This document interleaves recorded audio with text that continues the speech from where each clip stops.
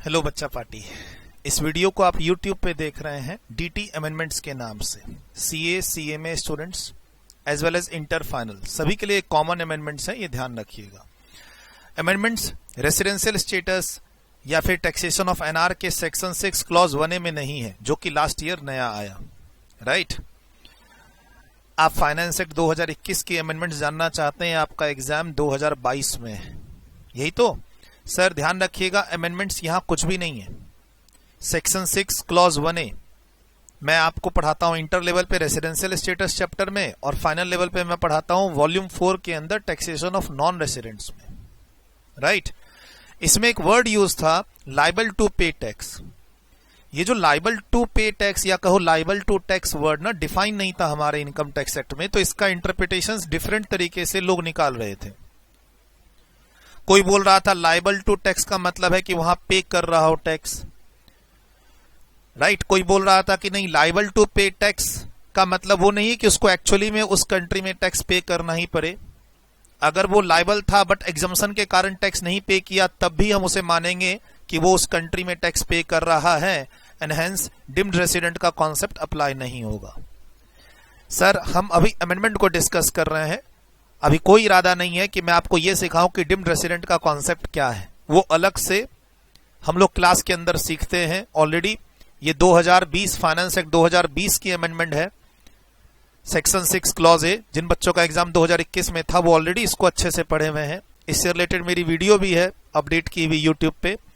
अभी मैं इस डेफिनेशन को यहां पर रेफर किया है मैंने। सर नया क्या आया है? नया ये डेफिनेशन आया है liable to tax, section 10A, section 2 clause 29A। ध्यान रखिएगा, यहां भी सेक्शन 6 के बाद सब सेक्शन 1A नहीं कहते हैं, ये क्लॉज 1A है। वो हमारी आदत पड़ी हुई है, आपकी आपके दोस्तों की। जनरली आप सेक्शन 6 जो रेसिडेंशियल स्टेटस है, सेक्शन 6(1) या 6(6) या फिर पिछले साल जो ये नया सेक्शन आया 6(1A), इसको हम लोग जनरली गलती से सब सेक्शन बोलते हैं।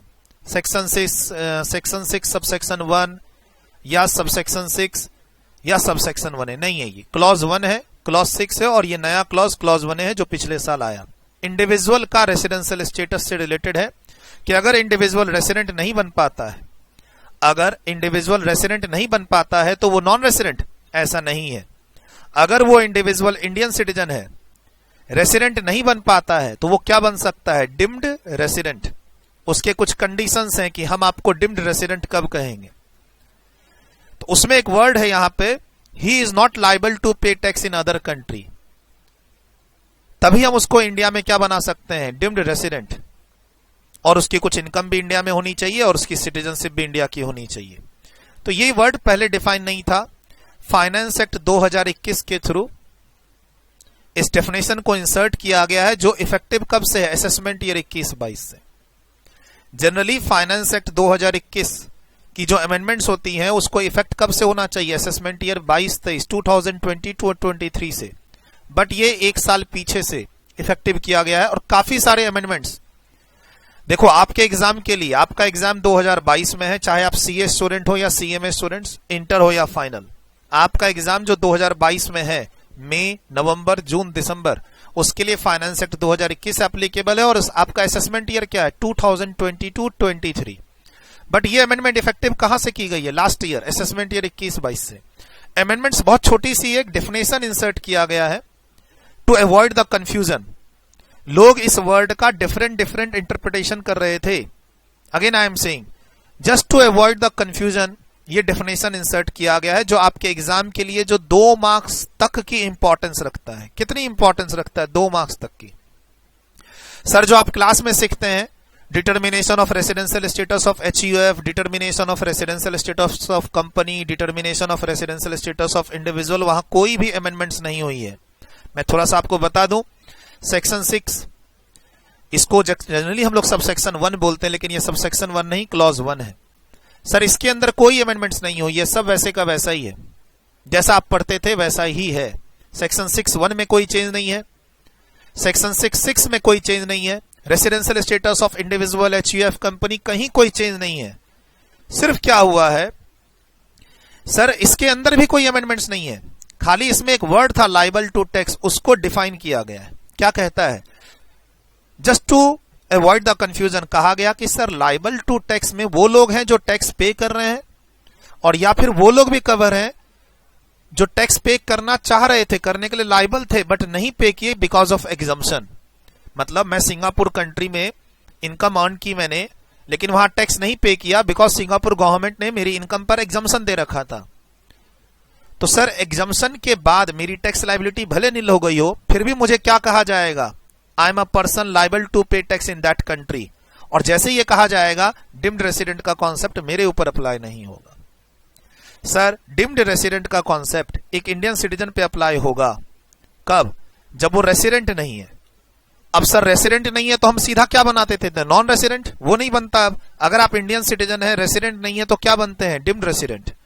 डिम्ड रेसिडेंट में एक कंडीशन था कि आप किसी दूसरे कंट्री में टैक्स ना के लिए लाइबल ना हो। अब लाइबल में क्या पे करना जरूरी है या फिर नहीं? जैसे इंडिया में काफी सारे एग्जम्पशंस हैं, लोग टैक्स पे नहीं करते हैं बिकॉज ऑफ उनकी इनकम 2,50,000 से कम है। लोग टैक्स नहीं पे करते हैं बिकॉज ऑफ रिबेट। लोग टैक्स नहीं पे करते हैं because of 80C to 80U का डिडक्शन।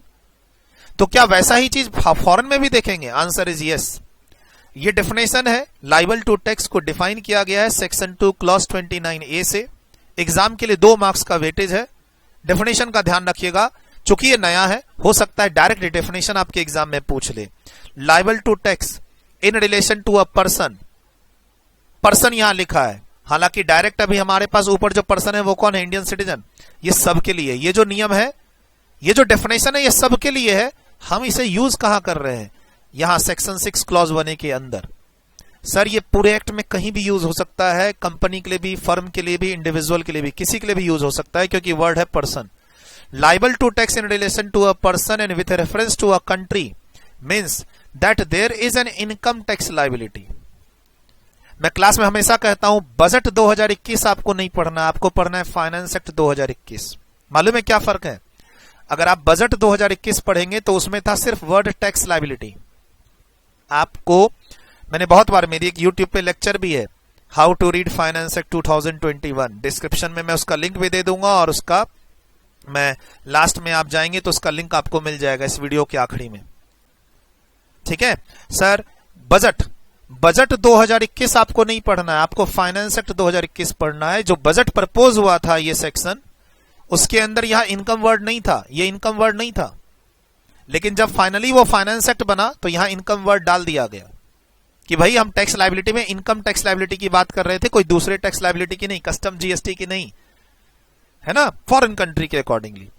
कहता है liability to pay tax, liable to tax in relation to a person in with reference to a country means that there is an income tax liability of such person under the law of that country for the time being in force. जिस year की भी बात कर रहे हैं हम, कौन से ईयर की बात कर रहे हैं? Financial year 21-22, previous year 21-22। उस ईयर में आपकी कोई इनकम है और उस इनकम पर आप उस कंट्री में टैक्स के लिए लाइबल हो। फर्दर वो भी पर्सन को हम इंक्लूड करेंगे जिसको सब्सिक्वेंटली वहां एग्जम्पशन दे दिया गया हो, मतलब उससे उस कंट्री ने कोई टैक्स नहीं लिया है, एग्जम्पशन दे दिया, जैसे हम इंडिया में देते हैं सेक्शन 10 की एग्जम्पशन। सर मैं इस इनकम पर लाइबल तो था टैक्स देने के लिए, लेकिन अब नहीं दूंगा क्योंकि सेक्शन 10 की एग्जम्पशन मिल गई। ऐसे ही मान लो फॉरेन कंट्री में आपकी इनकम है, आपकी इंडिया में भी इनकम है, लेकिन आप फॉरेन कंट्री में इनकम पर टैक्स नहीं दे रहे हो क्योंकि वहां आपको एग्जम्पशन मिला हुआ है, तो भी हम आपको क्या मानेंगे? You are liable to tax in that foreign country. और अगर मान लिए you are liable to tax in that foreign country, you are liable, तो ऑब्वियस सी बात है तुमको डिम्ड रेसिडेंट का कॉन्सेप्ट इंडिया वाला नहीं अप्लाई होगा, नहीं अप्लाई होगा। क्लियर? प्लीज ध्यान रखिएगा, फाइनेंस एक्ट 2021 की अमेंडमेंट जनरली इफेक्टिव होनी चाहिए असेसमेंट ईयर 22-23, लेकिन बहुत सारी अमेंडमेंट एक साल पीछे से इफेक्टिव हुई है। सर ये इफेक्टिव कब से हुई है? पिछले साल से, उसके पिछले साल से, ये सब आपको ध्यान नहीं रखना है। आपको ये ध्यान रखना है कि आपके एग्जाम के लिए ये क्या आ चुका है? डेफिनेशन। लाइबल टू टैक्स में वो बंदे भी इंक्लूड हैं जो फाइनली एग्जम्पशन लेने के बाद टैक्स पे नहीं कर रहे हैं। लाइबल टू टैक्स का मतलब ये नहीं कि उन्होंने एक्चुअली में वहां टैक्स पे किया हुआ हो। फॉर एग्जाम्पल, मैं अपनी सैलरी पे इंडिया में लाइबल हूं टैक्स देने के लिए, राइट, लेकिन मेरी सैलरी इनकम 5 लाख और उससे कम है, मुझे रिबेट मिल गया, 2.5 लाख रुपए तक की इनकम पर ऐसे ही टैक्स नहीं लगता है, मैंने 80C से 80U का डिडक्शन ले लिया, एटसेट्रा एटसेट्रा करके मैंने इंडिया में कोई टैक्स नहीं दिया, फिर भी मैं क्या कहलाऊंगा? Liable to pay tax. तो ऐसे ही कोई इंडियन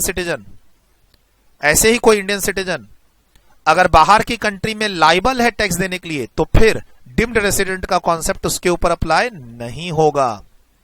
ठीक, ध्यान रखिएगा। ये अमेंडमेंट सेक्शन 6 की अमेंडमेंट नहीं है, एक नया डेफिनेशन सेक्शन 2 के अंदर आया, जिसको मैं लिंक करने की कोशिश कर रहा हूं इस वर्ड से। सर इसी वर्ड में कंफ्यूजन थी लोगों को, फाइनेंस एक्ट 2020 के थ्रू ये सेंटेंस आया था, वहां कंफ्यूजन हुई कि इस वर्ड का मतलब क्या है। तो अब फाइनेंस एक्ट 2021 में फिर इंसर्ट किया गया है डेफिनेशन। अब ये डेफिनेशन जो इंसर्ट हुआ है ये पूरे इनकम टैक्स एक्ट में एप्लीकेबल हो रहा है और हर लोगों पर अप्लाई हो रहा है, नॉट ओनली फॉर इंडिविजुअल, क्योंकि यहां वर्ड है क्या, पर्सन। जब पर्सन वर्ड होता है कहीं भी, तो हम लोग पर्सन मतलब individual, HUF, LLP, company, everyone. थोड़ी सी बात मैंने आपके लिए यहां पर लिखी है, प्लीज ध्यान रखिएगा। YouTube पे आप जो भी बच्चे मेरी DT अमेंडमेंट्स को फॉलो करते हैं अपने एग्जाम्स के लिए, डिस्क्रिप्शन को जरूर फॉलो कीजिएगा। डिस्क्रिप्शन में क्या लिखा हुआ है उसके बारे में कुछ लिंक्स दिए हुए रहेंगे टेलीग्राम चैनल के, ठीक, उसको आप फॉलो कर सकते हैं, उसको ज्वाइन कर सकते हैं, राइट। अगर सर कुछ भी नहीं लिखा, मान लो मैंने अमेंडमेंट की वीडियो अपलोड कर दी और लेकिन उसे कुछ भी नहीं बताया कि ये किसके लिए एप्लीकेबल है, CA या CMA, इंटर या फाइनल, तो that is a common amendments applicable for all, ये ध्यान रखिएगा। फाइनेंस एक्ट 2021 की ये अमेंडमेंट्स थी। आपका एग्जाम 2022 में है, कभी भी हो, CA स्टूडेंट्स मई नवंबर, CMA स्टूडेंट्स जून दिसंबर, असेसमेंट ईयर 22-23 आपके लिए एप्लीकेबल है। सर हो सकता है आप मेरी इस अमेंडमेंट वीडियो को लेट से देखो, तब तक में बजट 2022 भी आ जाए और वो फाइनेंस एक्ट 2022 भी बन जाए।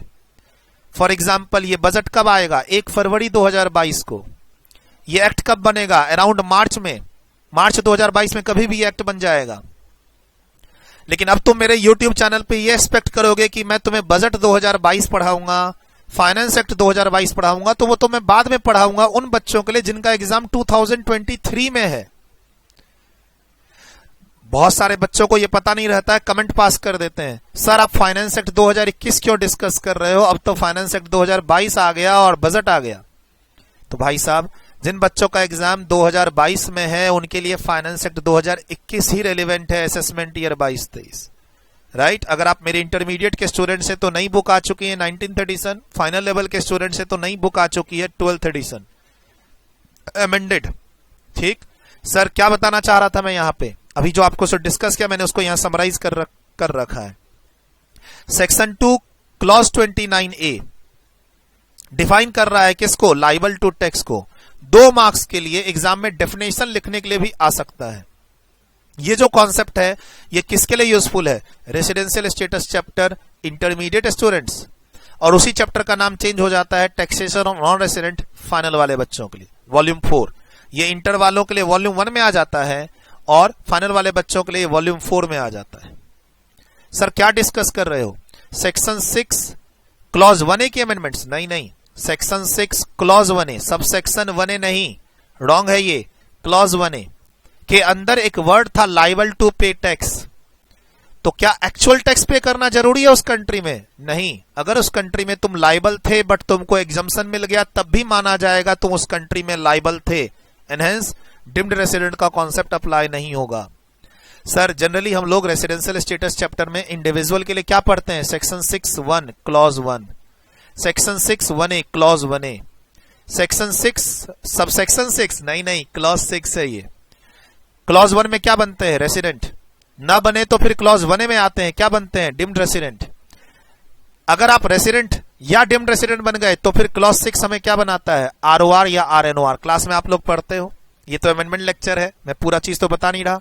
अच्छा, डिम्ड रेसिडेंट के कॉन्सेप्ट में क्या लिखा है, तुम इंडिविजुअल होने चाहिए, तुम इंडियन सिटीजन होने चाहिए,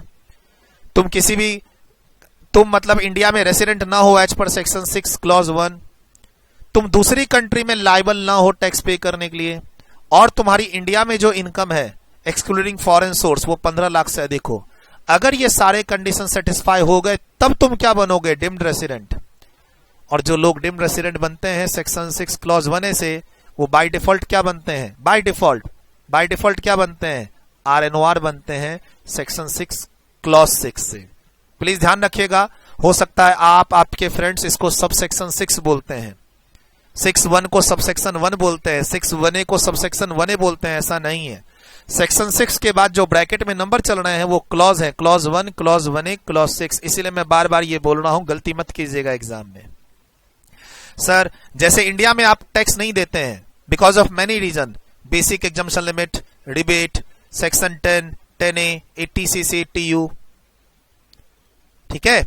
अल्टीमेटली आप यहां पर कोई टैक्स नहीं पे करते हैं, but still you are not liable to pay tax, you are not actually paying any tax, but still you will be considered as a person liable to pay tax. India के point of view से, India के point of view से मैं आपको क्या कहूंगा, liable to pay tax.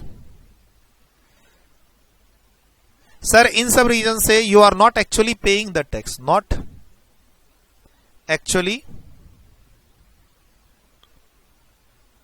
Paying tax, but ultimately अभी का जो डेफिनेशन है वो क्या कहेगा आपको, सिंस तुम लाइबल थे but because of some exemption deductions मैंने तुमसे टैक्स नहीं लिए, but still you are considered as a person liable to pay tax. वैसे ही फॉरेन कंट्री के बारे में सोचो, अगर तुमने फॉरेन कंट्री में टैक्स देना था बट नहीं दिए हो बिकॉज ऑफ सम एग्जम्पशन, तो भी माना जाएगा you are liable to pay tax in that country. और जैसे ही तुम liable to pay tax in that country हो गए, इंडिया में डिम्ड रेसिडेंट का कॉन्सेप्ट तुम्हारे ऊपर एप्लीकेबल नहीं होगा, ठीक है। काफी सारी अमेंडमेंट्स का डिस्कशन ऐसे ही चलेगा, चैप्टर वाइज, टॉपिक वाइज मैं गाइड करता रहूंगा। खाली मेरी रिक्वेस्ट है आप बच्चों से, जो बच्चे यूट्यूब पे हमें फॉलो करते हैं, टेलीग्राम चैनल पे हमें फॉलो करते हैं, खासकर इस वीडियो को जो बच्चे यूट्यूब पे देख रहे हैं, मेरे पुराने बैच के स्टूडेंट्स या फिर मेरे आप स्टूडेंट नहीं है लेकिन अमेंडमेंट्स के लिए हमें फॉलो कर रहे हैं, तो टाइटल जरूर देखना है, डिस्क्रिप्शन में कुछ लिखा हुआ है तो उसको जरूर फॉलो करना है, और टेलीग्राम चैनल को जरूर फॉलो करो, ठीक है। और अगर मान लो कोई वीडियो होगी जो सिर्फ फाइनल वाले स्टूडेंट्स के लिए होगी तो उसमें लिखा होगा फाइनल, उसको इंटर वाले बच्चे ना देखना। अगर सिर्फ इंटर लिखा हुआ है तो उसको फाइनल वाले बच्चे ना देखना, चांस कम होगा, बहुत कम, क्योंकि इंटर का ऑलमोस्ट सारा सिलेबस फाइनल में है, ठीक है। तो मैं बता दिया करूंगा शुरू में ही, कोई भी वीडियो रहेगी मैं बता दूंगा। बट हाँ, अभी जितनी भी ये अमेंडमेंट्स की वीडियोस आएंगी अगले 2-3 महीने में मेरे चैनल पे, वो सब 2022 के एग्जाम्स के लिए होंगी। मई, जून, नवंबर, दिसंबर, CA, CMA, inter final as per finance act 2021 होगी। फाइनेंस एक्ट 2022 या कह लो बजट 2022 पर बेस्ड चीजें डिस्कस नहीं होंगी, क्योंकि वो 2023 के एग्जाम्स के लिए रेलेवेंट होंगी हमेशा। Bye, take care. इसे कुछ लिखना चाहते हैं बच्चे, आप लोग लिख लो। आप लोग बच्चे स्क्रीनशॉट लेना चाहते हो, इसका स्क्रीनशॉट ले लो।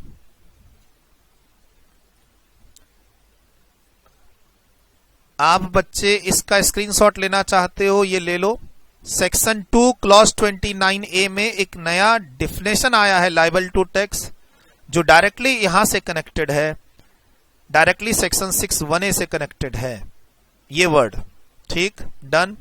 अब यहां जो बच्चे लिखना चाहते हैं, स्क्रीनशॉट लेना चाहते हैं, कंफ्यूजन ना हो, प्लीज ध्यान रखिएगा। हो सकता है आप यूट्यूब पर मेरी इस वीडियो को मार्च में देखें, अप्रैल में देखें, बजट 22 और फाइनेंस एक्ट 22 आ चुका हो, हम उसको नहीं डिस्कस करेंगे क्योंकि वो 2022 के किसी भी एग्जाम्स के लिए रेलेवेंट नहीं होंगे। इंटर, फाइनल, CA, CMA, मई, नवंबर, जून, दिसंबर। सर इस बुक्स का PDF अवेलेबल नहीं है, PDF अवेलेबल नहीं है। ये जो हमारी नई बुक्स आ रही हैं इंटर लेवल पे 19th एडिशन, फाइनल लेवल पे 12th एडिशन, इसका PDF हमने रिलीज नहीं करना है। जैसे पहले हमारी बुक्स आ जाती थी टेलीग्राम चैनल पे, वैसे अब नहीं आएंगी। लिख लीजिए प्लीज, सबसेक्शन 1 मत कहिएगा। 6(1) में 1 को सबसेक्शन नहीं कहना, सेक्शन 6(1)A में 1A को सबसेक्शन मत कहना, 6(6) में 6 को, ब्रैकेट वाले 6 को सबसेक्शन मत कहना, वो क्लॉज हैं। Clause 1, clause 1A, clause 6। Individual का स्टेटस कैसे निकलता है, इन्हीं सब की हेल्प से निकलता है। अगर आप रेसिडेंट बने नहीं तो फिर आपको क्या बनाया जाएगा, डिम्ड रेसिडेंट। अगर आप दोनों नहीं बने तो फिर क्या बनेंगे, नॉन रेसिडेंट। डन, ले लिए स्क्रीनशॉट, वीडियो रोक के लिख चुके। नेक्स्ट कंप्लीट कीजिए। यहां पे डिम्ड रेसिडेंट कब बनते हैं, कौन बनता है, इंडिविजुअल जो इंडियन सिटीजन हो, 6(1) के कारण रेसिडेंट न बना हो, दूसरी कंट्री में वो टैक्स न पे कर रहा हो बिकॉज ऑफ एनी रीजन, दूसरी कंट्री में वो लायबल ना हो, टैक्स पे करने के लिए। अगर उसे एग्जम्पशन मिली हुई है वहां तो हम लायबल मानेंगे और डिम्ड रेसिडेंट इंडिया में नहीं बना पाएंगे, ये ध्यान रखिएगा। If you have a income in Singapore and it is liable also, Singapore government उस पर टैक्स ले सकती है, आपसे ले रही है, लेकिन लास्ट में सिंगापुर गवर्नमेंट ने इंडिया की तरफ वहां पर आपको एग्जम्पशन दे दिया तो माना जाएगा you are liable to pay tax in that country Singapore, और इंडिया में तुम्हारे ऊपर डिम्ड रेसिडेंट का कॉन्सेप्ट अप्लाई नहीं होगा, नहीं होगा।